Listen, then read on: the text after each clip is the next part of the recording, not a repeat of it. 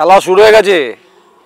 ক্যানিং পশ্চিমের ফুলপুরা শরীফের পীরজাদা কাসেম সিদ্দিকী, কার সঙ্গে হচ্ছে পরেশ রাম দাস, যিনি বিধায়ক।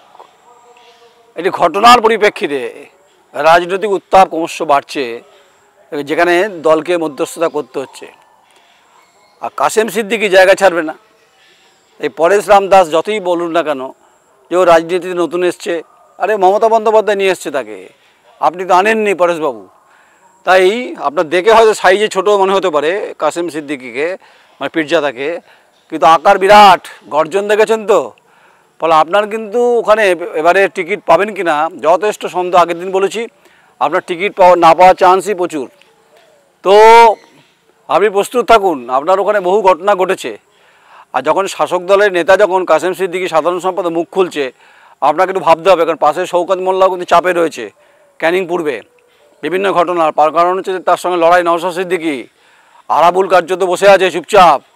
ফলে 26-এর নির্বাচনে কিন্তু খেলা হবে, কিন্তু বলছে বিরাট খেলা হবে। এবং কাসেম সিদ্দিকী কিন্তু ঝুঁকনেওয়ালা ইনসান নেই, ও এমনি এমনি রাজনীতিতে নামেননি।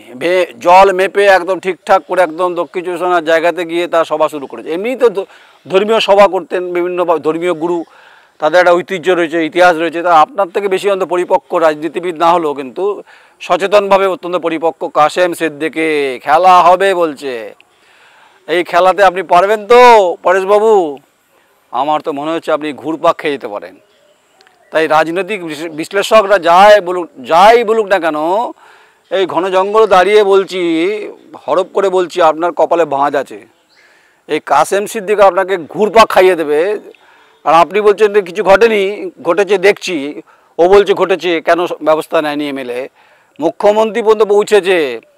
বলে কাসেম বনাম হচ্ছে রে, খেলা হচ্ছে রে পরেশ রাম দাস। আপনি দেখতে থাকুন, আপনি চোখ রাখুন। আমরা আশেপাশে সিঁদেল কিছু কাটছে কিনা, মাটিতে সিঁদেল বলে না, মাটি কাটছে কাটছে কাটছে। কাসেম বলছে কাসেম বলছে খেলা হবে, বলছে না, কিন্তু বলছে বিধায়কের যা কাজ ছিল তা করলো না কেন? এলাকায় ঘটনা ঘটলো তো। আর ক্যানিং পশ্চিম ক্যানিং পূর্ব ঐতিহাসিকভাবে রাজনৈতিকভাবে বিরাট গুরুত্বপূর্ণ। আসলে বিধায়ক হতেই হবে আপনাকে, এটা যদি আপনি ভেবে থাকেন তাহলে আপনাকে নিয়ে কিন্তু কাঠপিঁপড়ের কিন্তু কামড় আছে।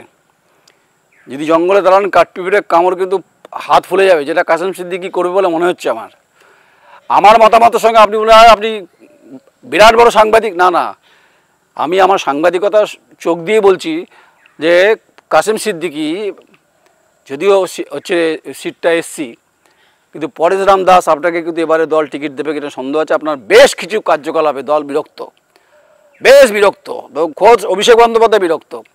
ফলে দক্ষিণ চব্বিশ পরগনায় কোথাও না কোথাও কিন্তু কাসেম সিদ্দিকী টিকিট পাবে, এটা নিশ্চিত ধরে রাখুন। গণৎকার নই, অভিজ্ঞতায় বলছে।